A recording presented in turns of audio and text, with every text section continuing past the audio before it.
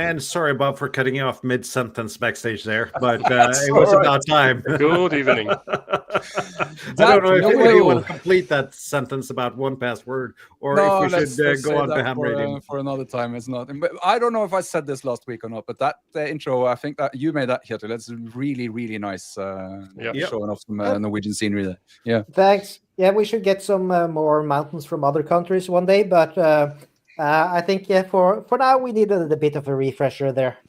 And speaking about mountains, I've been to the so-called Latvian Alps on Friday. Anyone want to take a guess how high the plateau on the Latvian Alps is? It's higher than Denmark. Only barely. Yes. Okay. It is a country that generally is flatter than Denmark, if possible. But the Latvian Alps, the plateau is about 100 meters above sea level. Okay. No. So it's not a lot of summits on the area activity in Latvia. There is one summit in Latvia, and that's 300 meters above sea level. Whoa. Yeah. And they're kind of sad about that because the highest peak in Estonia is 301 meters. Somebody got to get a few rocks together and put it there. Yeah. Unfortunately, I didn't get to play radio in Latvia, but next time, hopefully. Yep. How was your time there? Oh, it's a beautiful country. Nice people. Riga was nice. The countryside was nice, and the fact that they squeezed three-day programs into one for us travel agents to see the most of the country in 3 days was a bit tiresome. Intense. It was intense. It was nonstop from 7 a.m. to midnight. Yep. For 3 days. So, but enough about that. We're going to talk about radio, and we're going to take your questions today. And we got a couple of questions in Discord, and otherwise, feel free to ask your questions in chat, and I'll mark them, and we'll answer those as good as we can, because this is the Ask Us Anything show. But before we go, no complex legal questions about ham radio in Germany, please. We have an expert down there. Speaking about that, Tobias, first Thursday after Easter, our club president is talking about the German rules for radiation. If you want to come and learn something, I might need a crash course Norwegian first, but maybe that's something that I should listen to. Yeah. Yeah. Anyhow, how's your ham radio week been, Tobias? Not too bad. Not a lot of ham radio as usual, but I managed to finish my hand microphone for the QMX that you can see here. I'm gonna find the right button here for you. Okay, and then I added a sticker and immediately got another 60B in transmit power. Ooh, that is sweet. I think that was the stickers that Kjetil sent me a while ago. Yep. And I managed to do 3 SSB QSOs with the QMX. So I think that's already my ham radio moment of the week. That is not a bad ham radio moment of the week. Ooh. We had a nice QSO there, Tobias. It was really... You were really understandable. It was sharply modulated, but fully workable. I also released YouTube Shorts with the video snippet you kindly donated, Kjetil. So if anybody wants to have a listen, it's a 1-minute video, so you should not steal too much of your time. Another thing that I built is the Ham Radio Workbench power pole distributor. Very nice kit, easy. Well, I mean, there's not a lot on there, right? There's 6 power poles, 6 fuses, a LED, and a resistor. I only had problems with soldering the fuse holders because there's some massive ground plane at the bottom, and the solderable pads for the fuse holders are tiny. So I suggested to George that he might lose a bit of the silk screen to make it much easier to solder, because you cannot really heat up that huge ground plane with just the tiny solder contacts for the fuse holders. So yeah, if he just makes them big, like 5 times 5 millimeters on each side of the fuse, then it's super easy to solder. Yeah, but I was frying like an idiot. I told him so, but just a minor complaint. And what else? Yeah, and the cat is also fine. So that's this morning. Yeah. So yeah, and that is one relaxed cat, Tobias. I think so. Yeah. Okay, so that's it from my side. I have a question. Do you have that power distribution unit within reach? Yes. Can we see the underside to see what you're talking about? Because I did not get a nice mental picture. Yeah, I have to loosen 4 screws, but I could do it. Let's go through, make the round. Do it next week. Yep. No, it's easy to do. I will do it while the others are talking. I can quickly show you. Yep. Jürgen, what's your ham radio moment of the week, except having a QSO with me today? Yeah, as we had such a wonderful propagation in the last days, there was not much on-air activity. Nevertheless, I managed to work some US POTA stations on 15 meters. 10 was completely dead, except the big guns.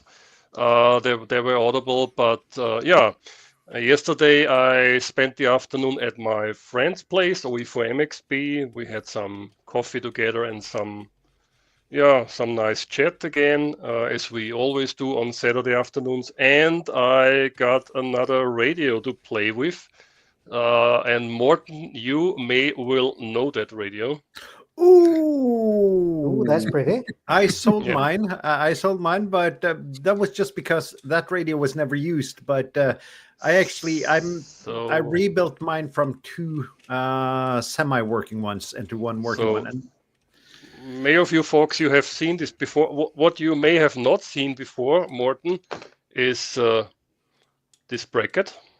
I haven't seen that. I had the leather carrying pouch for it too. That amplifier, which comes with the radio. How much power does that give? 10 watt. Mike told me about 15 watt maximum. Ooh, that makes it actually halfway usable then. Yeah. And I want to do a comparison with some of the newer, let's say trash radios, but with some of the newer radios. Because this thing performs very, very well. Like one of these? They're actually not too bad, I would say. There are other ones, yeah. To sound like a normal hammer radio operator, does it support subtones? No. What? No. No tones on that radio. No tones. Yeah, no tones. No tones. There is, maybe you can build it into the microphone. I would think that there's probably a low pass filter that would stop the normal microphone input from the command. Yeah, I'm not sure. Good point, because most of the 2-meter repeaters around me, they are using tones. So I have to figure out how to do that with this old radio. Let's see. So that was it. Yeah, that is not half bad. There's a 1750 tone on that radio. Yeah. There's a 1750 tone, and I'm not sure what this auxiliary button means. Is it for PA? I don't think mine. Because there's a speaker check on the back. I'm not sure if this is for auxiliary, for PA, or I'm not sure. There is a 1750 hertz tone button. Yeah. And if anyone wants to know more about that radio before I make Tobias's picture big, I got a couple of videos on that radio and how it works. Tobias, let's see that PowerPole distro. Okay, you can see the big shiny bits at the top. I mean, that's the contacts for the power poles, right? Yeah. Mm-hmm. And here at the bottom, you have the fuse holder. And the problem is that the ground plane here for the one side goes basically all the way here around So it's a massive, like 1 centimeter wide, 15 centimeter long ground plane, and the tiny contacts here for the fuse holders. It's difficult to get the heat onto this massive copper plane. So in the end, I managed, but if I would build another one, I would just sand off a bit of the white silk screen, and then the problem is gone, I think. And another minor grudge, since I'm already being German, is I'm not sure if you can see it, but the bottom PCB is like almost 2.5 millimeter thick, right? To give it stability so that you don't break things with the power poles. But I think the fuse holders don't have pins long enough for that, so they're a bit tight. So I had a problem. The fuse holder was not poking through really great, and I could not get the heat onto the fuse holder. So that was my minor grudge. But hey, I make these mistakes that you don't have to. If you get a kit, just sand off a bit of the white silk screen, and everything's fine. Nice. I'm thinking also maybe the Ham Radio Workbench guys will take your advice and make the solder pads a little bit bigger on that one. So George, I think it should be easy to do. You don't even have to redesign a PCB. You just have to, in your PCB program, say, okay, leave off the silk screen here. Job done. I don't think it's a big deal. And Jürgen, I see that Andy comments that there was a kit to fit tones to that radio. Okay, yeah. It's probably unobtainium at this moment. It's not my rig, it's Mike's rig, so I don't will add anything to this radio, but yeah, we will see. Yeah. We'll do a video in German about it, maybe, or maybe not. I'm not sure. It was there. I like the design. It's old. It's from the 70s. I think this unit is from 1997, and according to some reports on the web, it was the first PLL controlled radio for 2 meters. Yeah, I think you're right. I think I remember that I've read something like that. Yeah. Kjetil, any good ham radio moments this week?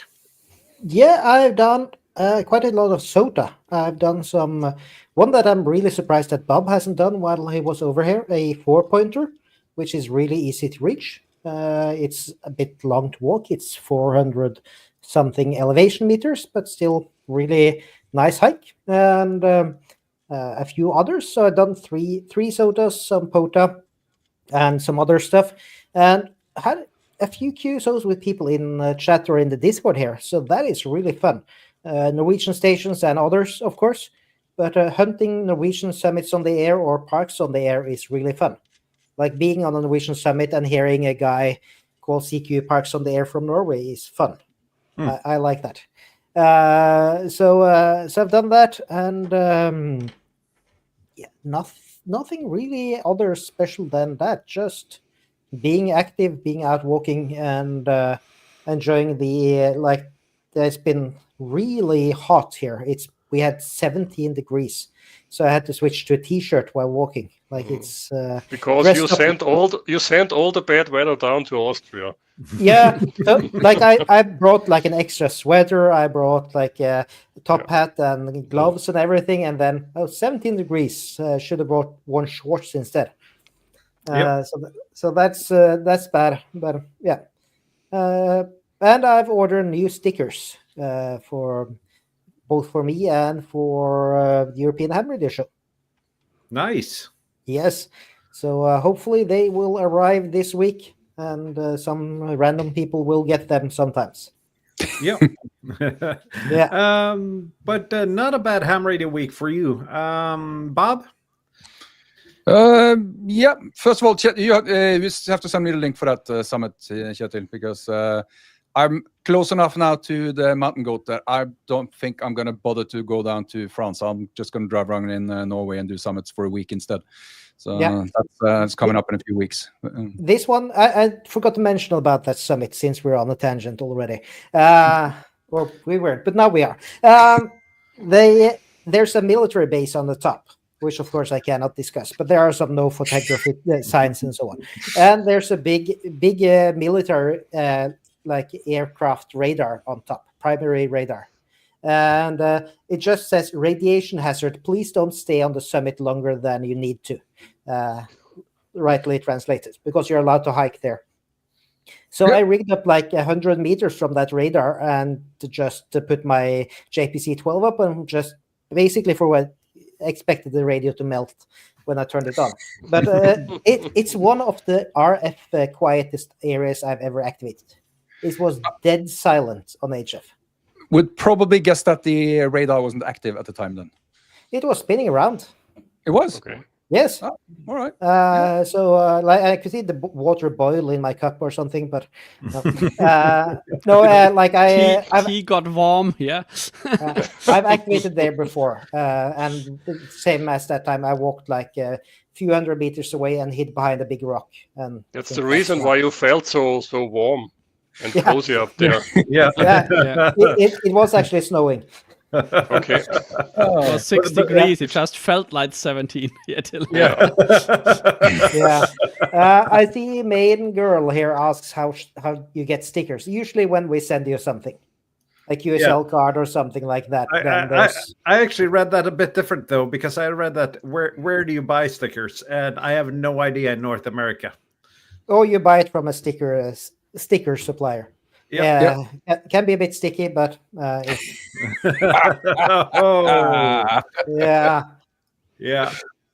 Are you sure you don't have children, Kjetil? Yes, I was going to say that. And I pretty much you can never be too sure, but okay. I see Jeff asks there about how if it was a dish or beam antenna, it was a flat one, just the same as you see on a battleship, or like it was a flat panel that spins around. That's about what I want to discuss about it. But since it's a military base, but it was not a satellite dish. Don't worry, I'll take pictures when I activate the summit. So. I'm pretty sure that the people that they don't want to take pictures can take pictures from orbit instead. Yep. Jeff says that if you're in North America, you can get stickers from Sticker Mule, and I think I've heard that before from Sean, so that's probably right. Yep. Should I try again? Yeah, try again, Bob. Let's see. I will share a screen, maybe. And there hasn't been an awful lot of radio activity as such, but I spoke to some of the guys at the club, and we started speaking about APRS things and the Raspberry Pis and whatnot. And I said, probably wasn't so smart, but I said you can easily replace that with a Raspberry Pi. And so I've started working on a Raspberry Pi setup for a APRS, Digipeater, and iGate. And there are some pictures here if I can manage to scroll through. It's I'm using the what's this radio called, the QYT-KT-WP12. It's or whatever else the AliExpress seller has decided to call that radio. Yeah. It's a 20 watt radio, I guess. 25 watt radio, and it's got a nice aviation connector on the front. That's why I bought it. I figured this is going to be easy to convert to doing cool stuff. But of course, PTT is handled by the serial protocol that the microphone, the hand unit, sends to the radio. So there's no PTT pin in that connector. So I had to modify that slightly. You see that cable coming out? Whoa, that was fast. What's going on here? That has the PTT button from inside the microphone, as well as the audio in and audio out going through a TEHRS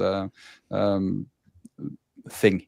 I use that for the what's that thing called,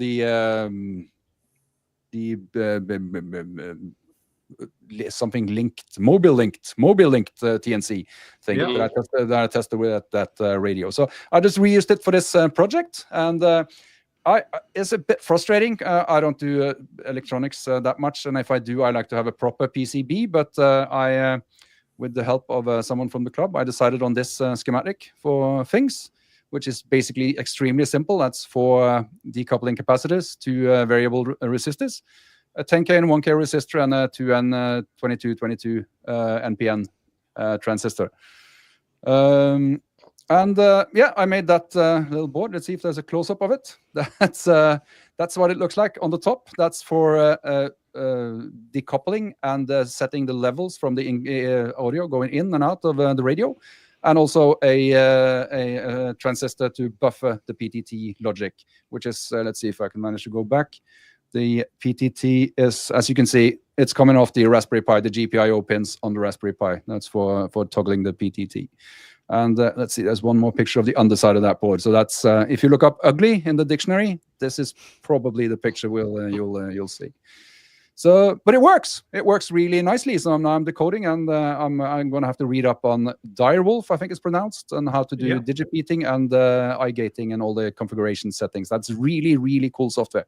So that's mostly what I've been doing. I also created a video. That's probably my worst performing video ever.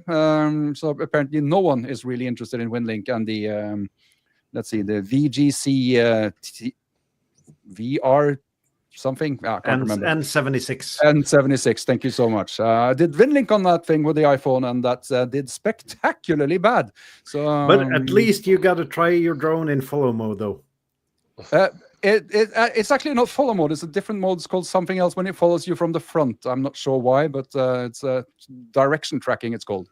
So, but if you rename that to test of the DJI Neo, then it will do a lot better. could be, but yeah, I'm having fun with that drone. It's really, that's why I bought it, to do that direction tracking thing, because I really don't like to sit inside and talk into a camera. I think that's really unnatural for me. But just walking along and speaking, that's I think that's what I do best. So that's the reason I got that drone. So if I have something to record, I can just go for a walk, put the Rode mic on my t-shirt, and walk along and record things. That was the plan. Yeah, and I gotta say, it looked cool when you did it, Bob. The tracking shot. Yeah, yeah, I like it, and yeah, you can do different heights and different distances from you, and all sorts. You can also have it off to the side, and it will try to follow you from the angle that you set it up. So I'm looking forward to playing some more with that. And I think I have one more picture, so seeing as we have Tobias. No, that's not the one. This is basically just what it looks like when you start the TNC. You can see all the APRS messages coming in. But this one is what I found on my deck this morning, or judging by the angle of the sun, probably this afternoon. But that looks like a dead cat, but yeah, I can assure you he's still alive. And all the cats in the neighborhood, they really love this deck, because no one's hardly ever out there, and it's really sunny and warm. So they have a sort of a clubhouse out on my deck behind the house. And this guy apparently fell asleep under the chair. That's very nice. That's not really radio related, but that's pretty much my week. Not too bad. Not too bad. I've done one radio thing this week. I went out and did a Parks and the Air activation today, and that was uphill. It took me 23 minutes, I think, to get 10 QSOs in the log. And all the usual 5.9 suspects like Poland and Germany and everything was 5.5 at the most, except for Jürgen. But he was only 5.9 and not plus something. So you was 10 over, no problem. Yeah, but it was rough today. I thought I was going to go out and do how a POTA. I was planning to do a how POTA can save your mental health video. But halfway into the activation, I was so frustrated that I turned the camera off and gave up. Yeah, no mental health today. And speaking about that, I know it's been a while if you follow my channel since I released a video, and it's going to be a couple more days because I've been on a 3-day business trip. I've been home today to do laundry, and I leave for another 3-day business trip tomorrow. So, and I don't really have any really, really good ideas for videos at the moment. So once I get inspiration and time at the same time, I will make something. And if you're not subscribed, I have 4,000 videos. Just a short comment. I just said before I uploaded a 1-minute shorts clip. And actually, Kjetil did the filming. I just did the editing, and you would not believe how much time you could spend on a 1 minute shorts clip in DaVinci Resolve. Because first you have to figure out how you do the 16 to 9, 9 to 16, the vertical format. That takes a while. And then you figure out it would be good to normalize the audio so that Kjetil talking is the same volume than me talking. So you have to cut all the handovers into different cuts and normalize them individually. And then you think, hey, a bit of explanation would also be... And sooner or later, you spend 1.5 hours on a 60-second video. Yeah, so I really have to get that ratio down and improve there, or there will never be another video on my channel. It's supposed to be opposite. And just so that being said, most people watch the shorts videos on their phone with their phone speaker. So normalizing the audio is probably not the highest priority. Yeah, but still, if one end is like 3 times as loud as the other end, then it's not useful. I have to say, when you say normalized audio, I'm using CapCut. That's probably for the children's table of video editing software, I think. But for me, I will mark all the clips with the audio in them, and I tick one box to set normalize audio, and that's it. Yeah, but it is normalizing over the whole clip. Yeah, but I had a QSO with Kjetil talking, me talking. Yeah, and I wanted to have my voice the same volume as Kjetil's voice, yeah? So you have to cut it up and normalize it individually. You cannot just go over the whole clip. I actually think that the thing in CapCut does that, but this is not radio related at all. This is not radio related, and I'm going to try to complete the sentence I actually had. Sorry for that. If you're not subscribed to my channel, I have 4,998 subs at the moment.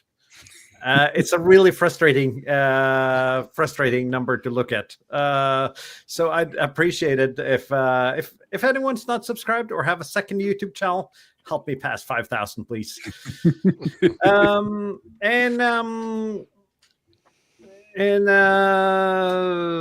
Renee says maybe do a video about how do maybe. Come on, guys. I need to click the right comment here. Renee says maybe do a video about North Hunt, and I might actually do that. That would involve me actually having time to go out and film something. But I have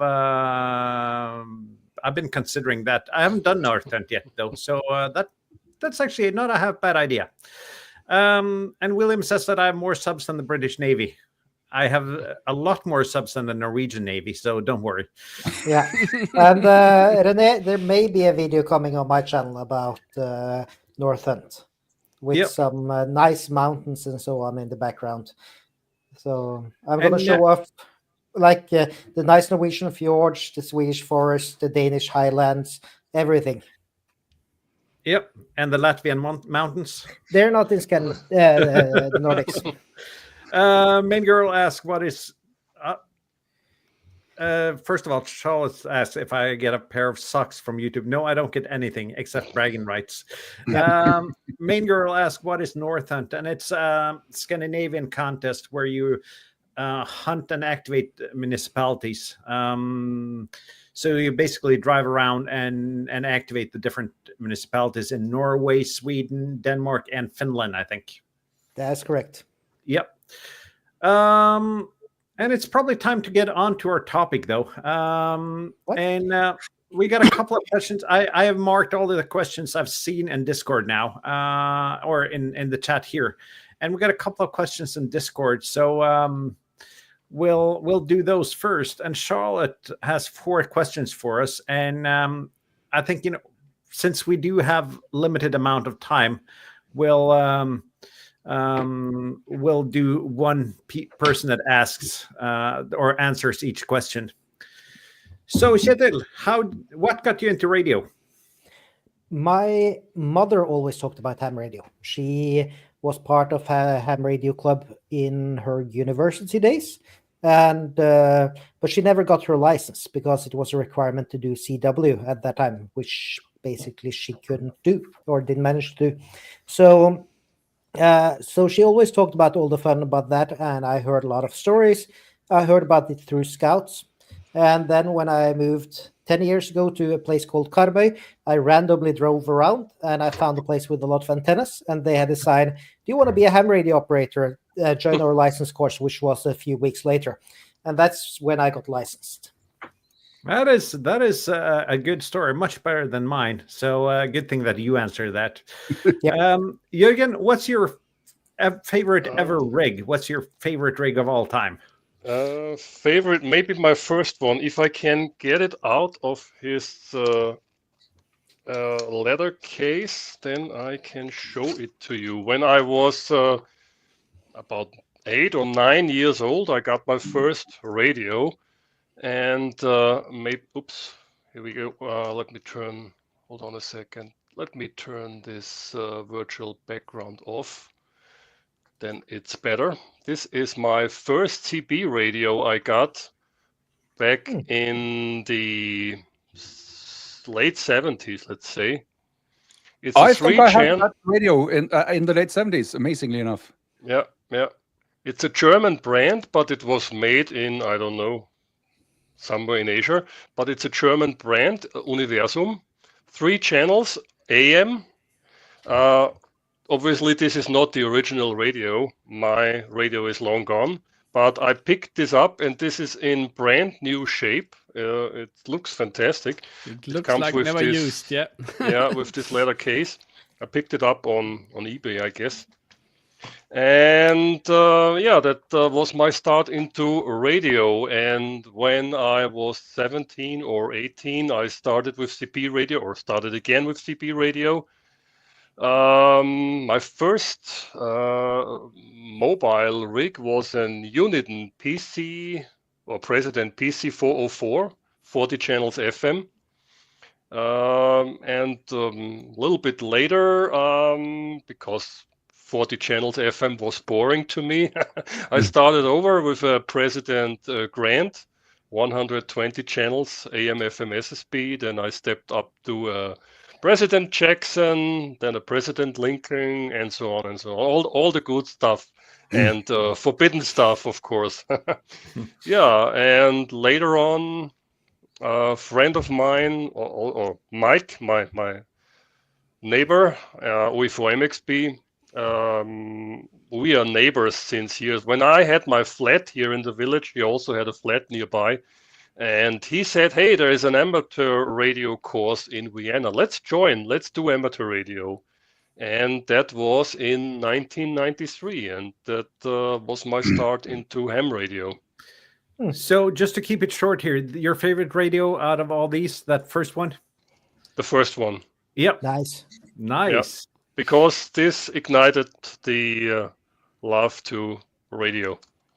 And let's see, we got 2 more questions from Charlotte before we move on to another, or anyone else asking. But let's see, favorite antenna and why? Who wants to answer that? I will answer that. My favorite antenna is the one that I can mount in my limited space, right? So it's usually a wire antenna, right? Because you can just hang it in a tree and go a bit crazy, crisscrossing it through the garden. So NFET half wave was basically my venue back into ham radio after, I don't know, 20 years, 25 years break. Yeah, so I just put a bit of wire into the garden, and I said, hey, actually that works. I didn't expect it to work. And that was, I don't know, it was not directly, but I think it was shortly before COVID lockdown. Yeah. And of course, everybody knows what happens during COVID lockdown. When you go back into ham radio, things get a bit out of control. And you start a YouTube channel and all that kind of. Start ordering stuff like a crazy man, right? And Charlotte says, feel free to ignore the rest of your questions. But there's one question I gotta do, though. How many radios do you own, Bob? Yeah, I was anticipating that question, and I like watching YouTube. I like watching ham radio videos on YouTube, but I like the technical kinds, and there's not an awful lot of them. So when there is not any new technical YouTube videos, I like to watch math and physics videos on YouTube. And there's a concept in mathematics which has to do with infinity, and there's a concept called countable infinity and uncountable infinity. And I'm not quite sure into what pile my number of radios fall, but it's one of those two, I think. I have a problem. I hear about a new radio, and I have a very, very hard time not buying it. So I have many radios. Let's just put it that way. Yeah. I almost bought a 706 Mark II today, but then Really? The Mark II or the Mark IIG? Mark IIG. Why you didn't? It's a great radio. Because I was too cheap and only bid up to €399, and then it was auctioned off for $450, which was still a pretty good price. That's a very good price for that radio, I think. Yeah, it's a really good price, and it's a really good radio. But the Mark II has some disadvantages to the Mark IIG. It's a lot worse on cooling, mostly. Let's see. We'll do some questions from YouTube here, since the people that are actually watching us, not that Charlotte is not watching us, but I think she watches us a lot. But let's see here. William asked if there's a difference between oil platforms when it comes to amateur radio. And the first thing I thought of with your answer, Bob, is that this is either a really good answer or Dunning-Kruger effect in practice. But I have no idea about regulations on oil platforms, except that I know people haven't worked offshore and used amateur radio on board. Yes, but most of the people that do that nowadays, they do it with remote rigs. So they are generally not allowed to bring it out there. It's really hard to get EX certified ham radios, and most, like the living quarters on a oil rig, is not EX, but you still have to have permissions to do it. And mounting an antenna, I think you can basically forget. Yeah. What is EX? EX is explosive rated. So if you're working within a gas-filled environment, then you don't want something to make a spark. Yeah. Because it causes boom. Absolutely. And I just got to say, though, the people I've talked to have used club stations on board the platforms. Yeah, and that could be a difference. But also EX stands for expensive. You can add a 0 or 2.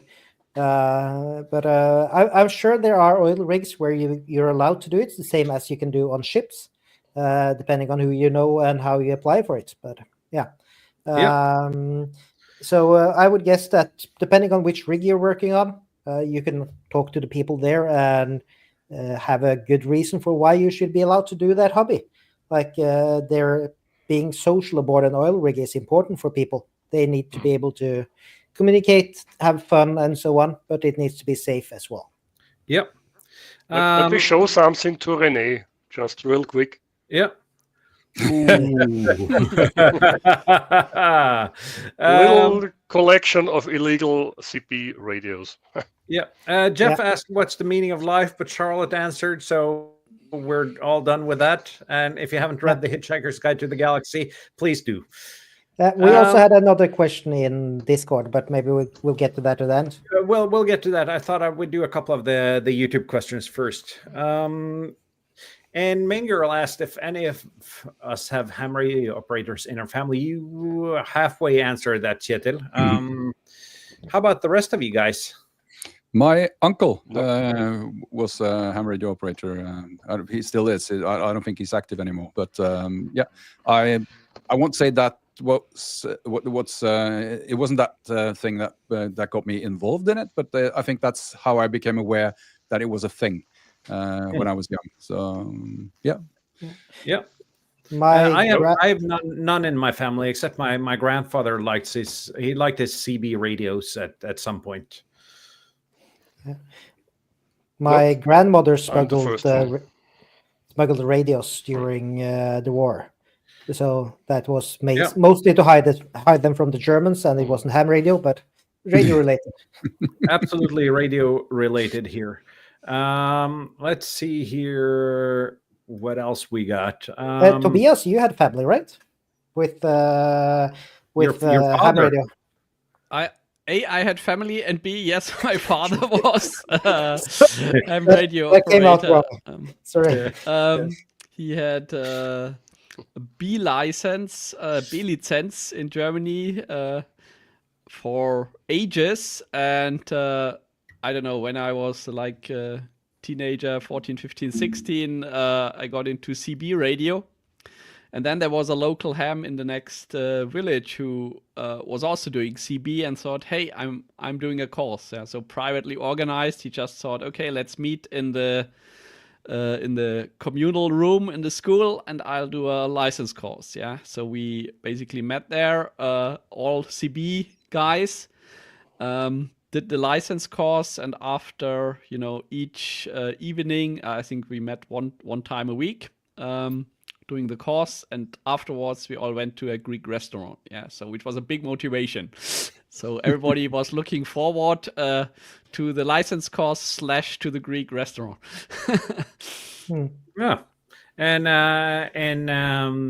that kind of brings us to another question here. I'm doing this a little bit out of order here. But who on the panel has been licensed the longest? And I guess that's the German speaking part of our panel. Jürgen and Tobias. 93. Tobias? I have to look it up. Let me find my license and look it up. I think I still have the my small license with the stamp that it is no longer valid. So let's have a look. Yeah. And it says 15th February 1993. Yeah. So is it what- me? We need the date, Jürgen, to declare. Good question. I'm Yeah. guessing if you're not German, you may not have your original license within arm's reach at all times. I have You can zoom in. I have proof. I will zoom in here, Tobias. Yeah, I have I my have it. original. I have my Focusing, original it's a bit license with me all blurry. times, Bob. You do? Yes, we got Yep. you know the plastic card you get. You don't get that anymore. You get No, a but PDF that's- you have to print and laminate yourself now. Those young kids. Yeah.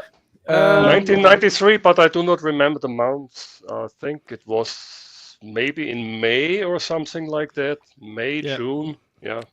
Let's call it even then, right? Yeah. And Kjetil, you got yours in 2017, is that right? 16. 16, yeah. Yep.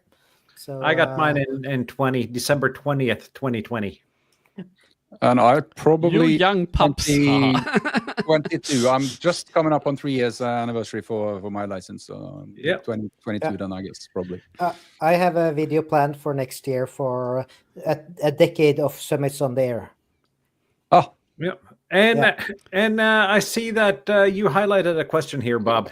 yes. Yeah, our favorite YouTube channel. Can I start? Yes, please. Not Because your own. that changes a lot. It changes a lot, actually. At the moment, it's not even something ham radio related. It's a guy called Noel Phillips. He's an Englishman who lives in Texas and do airplane videos. I mean, he flies around with different airlines and have different challenges, like only fly low-cost airlines, only international flights. You cannot take the same stretch twice, visit the same country twice, and how long does it take you to get home? This sounds like a travel agent's channel. It's not necessarily the content, but he's just so great at making this entertaining. And then he has a loo review on every airplane and every airline. Fantastic. And then he test lounges, the extreme wild business class flights and everything. I think that ties in with my favorite channel because these days everybody needs a bit of escapism, from bad news and so on. So I like to watch Itchy Boots. So she's a cool. Hey, motorbike cool. blogger, traveling the world on the motorbike, and she has such a positive attitude and aura, and you watch the video and you're immediately in a better mood. And then the other one goes more into the direction of Morten, and that's, I think, Walk With Me Tim, and he does just sounds really stupid hotel reviews. Yeah, I mean, he made a YouTube career out of visiting luxury hotels. Yeah, and he's doing the review, including the how many people can you fit in the shower. Yeah, I mean, it's also it's complete dull. I mean, in a way, it's dumb and dull. On the other hand, it's very calming and relaxing. Yeah, and I need that. And Itchy Boots is cool. Yeah, and I gotta mention honorable mention to Asianometry. Is that what it's called? Yep. Yep. Really good channel. About everything industrial and economical centered on Asia. A lot of historical stuff and really interesting. Yep. Yeah, I think we should all get to answer this question, I think, because this is a really good one. So since both my right and left side are gone, I'll try and go next. And also I'll do the runner-up first. I think I've watched a lot of different video, almost all of them on technical or scientific matters. But my runner-up would be, I think, Numberphile. If you're into mathematics, then that's a fantastic channel that takes you into so many interesting places in mathematics. But my all-time favorite YouTube channel, and the reason I started watching YouTube in the first place, it's a channel, I think I've mentioned it before, it's called This Old Tony. He's a machinist, he works in his garage, he makes things and explains things, and this is something called ASMR, I think, is a sort of thing, feeling you get when you watch or hear or something. Just watching this guy and listen to him explain things, and he's really funny. He creates fantastic effects in his videos, and you learn something every single time. So check out This Old Tony if you think machining might be of interest. That would be my all-time favorite YouTube channel. Sorry, no ham radio channels on my favorite list. I do watch a lot of ham radio YouTube, but it's hard to pick a favorite there, right? It's hard to pick a favorite. Because it depends video to video what's really hooks you. Yeah, right? So I gotta say probably the most consistent ham radio channel is, and this is not a bombshell, but it's Ham Radio Crash Course. He does good videos and good live streams, but it kind of depends. Completely dropped off the radar for me. I don't know. The Discord is so huge and big, and there's so many people, and it's a bit too big for me. I don't know. It is.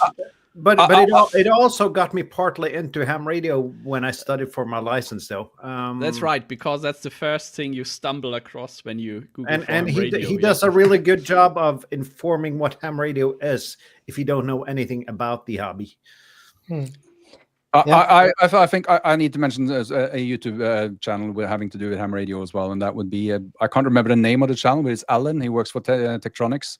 He creates fantastic contents on anything having to do with real radio science stuff. If you search for Alan and TEHRS, I think you're going to find him on YouTube. He's a fantastic educator on all things radio. So that would also be on my top 3 list, I think. But we have to. Yeah, for my end, it's nothing ham radio related. I really don't watch ham radio YouTube at all unless there's a specific topic. I watch it if there's a specific, like I need a tutorial for something, how to do something. Other than that, I barely watch any ham radio related stuff at all, which is strange. It's a part of my hobby, but that you see that in the videos I make as well. I make weird videos about walking around on mountains. I don't make technical stuff. Like Bob, making stuff. So the first one is a guy called, or the one I watch the most is Cutting Edge Engineering from Australia. It's a guy who owns a big workshop, and he does some amazing teaching on how to use different machine tools and so on. I'm really sad I didn't have that video when I worked with machining. I would have learned so much. Amazingly good. It's nicely produced. It's not top, like it's not over the top produced, but still it's good. And another one is called Norwegian Troll, which is two Polish people, I think it is, a couple that travels around in Norway showing off some of the most amazing nature. that is a great channel. Yes, I think they're from close to you, and they do some amazing cinematography. They show off some really beautiful scenery, and it's worth visiting. So that's mine. What about you, Jürgen? My favorite at the moment is also Itchy Boots. Norari is just great. I like her videos and her storytelling. That's fantastic. And I also like TechMoan because he is reviewing a lot of audio things. And on the computer side, I would say Adrian's Digital Basement. It's also cool, or the 8-bit guy. And I have also a few photography channels on my list, like Nightscape Images from Australia and all that stuff. That's Yeah, I forgot about the 8-bit guy. Also, fantastic channel. Let's see, we got some more questions, and I actually managed to unstar a question here. So if you don't see your question here, I'm sorry about that. David's looking for a headset. Heil. I'm tempted. I'm tempted to say that comes down to personal preference. Portable or for the base station, for home or for portable? Doesn't matter. With microphone or without? Yep. So the answer there is it depends. Except for Bob. For Bob, it's a Heil headset. We were supposed to not say too. it depends. He managed to say it depends without saying it depends at first, so that's it's acceptable. Yeah. That's a nice headset, Jürgen. I also have the Pro 7 for using at home, and I have the TM17, I think DM17 something, the orange one for using portable. Excellent products from Heil. Yeah. For portable, you're I would saying, it's worth the hefty price tag. For portable, Easily. I would recommend the BM17. It's a fantastic BM17 it was. Yeah. BM17. Yeah, it's fantastic. And you get the sad thing is you if you have different radios, you need one for the ICOMs and one for all the others. But I have to. They know how to make money, right? Yeah. Maybe Earl again. Do we have a favorite contest? I basically only participate in one contest, and that's the Norwegian Field Day in September. Basically, I guess that's my favorite contest because you have to set everything up for this contest, and you cannot start setting up until 4 hours before the contest starts, which evens out the playing field a whole lot more than the big gun contests. Yeah. I would say, Mike. Sorry. Go ahead. Go ahead. No, go ahead. For me, it's two. It's CQ World Prefix because you get lots of weird people, and it's the Swedish Radio Amateurs Portable Test, which is a low power contest. You get 4x multiplier for running under one whiskey on SSP.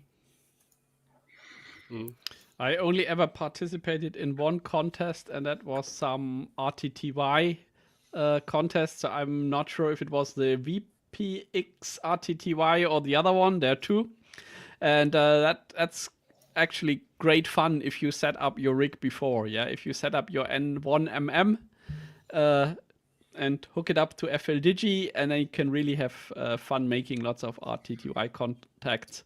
Yeah. If you're not attempting to compete with the high power station, you even have a chance in your local country if you go QRP to make the top 10 list, because there are not so many people doing it. It's simply not so many participants, so you have a fair chance if you run, 200, 300 QSOs, you already get into the top 10 list for your country. I think the RIDI contests, they are in fact sponsored by the sellers of replacement finals for radios. Yeah, but if you do it with 5 watts, you're safe, Bob. Yeah. I see we're running out of time, and we have a lot more questions, so we'll do whatever we can do. But Steve's got an important question here. What would be a great way to introduce and encourage more people into the hobby, any age group? And that is one heck of a complicated question. I do have some opinions, though. I think we gotta figure out who do we want to get into the hobby first, because if we do a broad strike, we don't get anyone. So we need to narrow it down and figure out which group do we want to get, and not necessarily everyone doing the same group, but let's put it this way: if any of us did TikTok videos for teenagers, that would not introduce any people to the hobby. No, Probably not. No, I agree, and I don't think we get to decide who we want to. I think we have to think who is most likely to be susceptible to being influenced into becoming a ham radio operator. And we've spoken about this before, Morten. I think we're in agreement that we're talking probably mostly men, probably mostly with children the age that they don't actually need their fathers anymore. These are the most likely candidates for taking up ham radio as a hobby. Yep. I kind of agree, not necessarily on the mostly men, but I think it's a hobby that attracts mostly men. I'd like to see some more diversity in the hobby, though. But then again, I in no way meant to say that we shouldn't invite women. But if you want to play the numbers game and the odds, then you probably have better odds trying to recruit men than women. Oh, absolutely. But yeah, it is a hard question, and I'm afraid to say this, but ham radio YouTube. I've gotten comments from people that don't want to know how many people I stopped from making a license with my videos. but I have people that have taken their license due to watching mine and other videos and have thanked me afterwards. So I think YouTube and social media is a good way. Then again, I know that my viewers on my YouTube channel are 40 plus, 99.7% men and 40% North American. So, and that has not been a conscious decision for me to reach those audiences. but those are the people that watch my videos. Yeah, I see that. Go ahead, Kjetil. I see that comment that main girl has there, and that is pretty accurate. Like SOTA, POTA, like portable radio, that seems to be something that has motivated a lot of people the last years, combined with technology, and also then again what Morten said, that we're showing it off. Like it's out there and it's very visible, and it's a massive break to what people previously have thought ham radio is, which is like those massive big gun stations and so on. Absolutely. I did a talk last Wednesday. That was actually should have been on my ham radio moment of the week, but I talked about WinLink and emergency comms for the local Red Cross. And some people were interested. I don't know if you get any licensees from it, but at least you spread the word and show that we're out there. And most of those people, the few that knew ham radio, knew about it because they had a neighbor with big antennas. Yep. Yep. That could also probably mean that they had some interference issues, and that's why they remember. So that might they were the age group that probably had interference issues on their analog TVs. Yeah. Let's see. We have time for about one more here.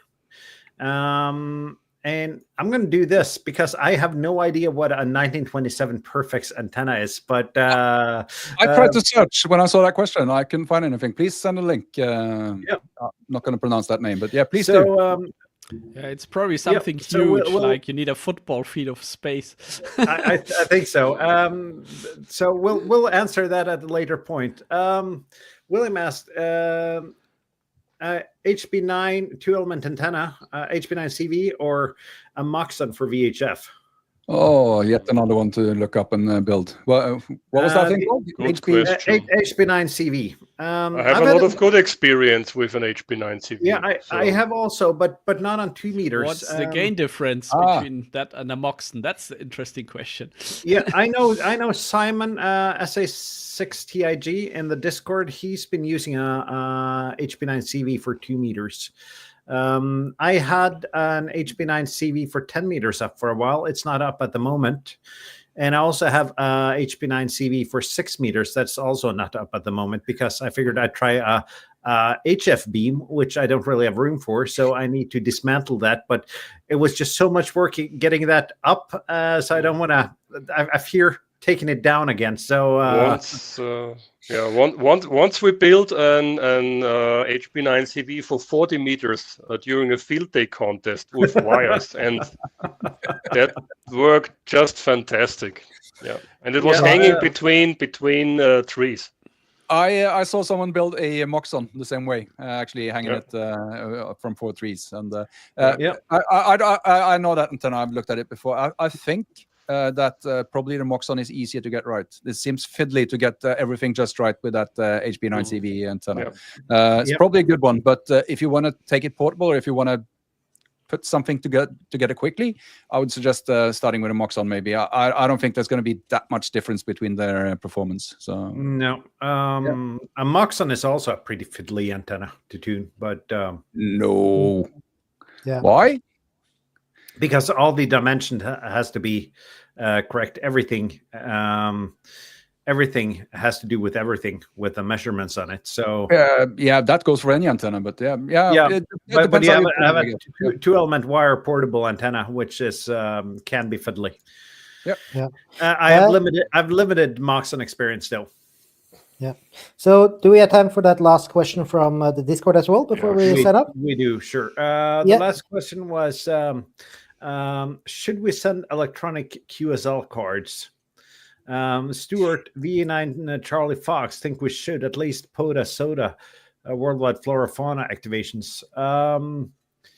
I should not be the right person to answer this because I am, let's put it, not any good at all at sending QSL cards. I for my part, I've never sent a QSL card, electronics or otherwise. I have a fairly big stack, if I can get both hands in shot, fairly big stack of cards I've received, but I haven't sent any out. I know some people, they get upset about the electronic QSL cards, and I would say to them, just get over it. Someone wants to say, you spoke to someone on the radio, they want to send you an electronic QSL card, just let them. And trash it if you want to, but just don't get upset. It doesn't really matter. For me, I don't see the point of sending QSL cards by email, but if you want to, then please go ahead. I'm not going to get annoyed.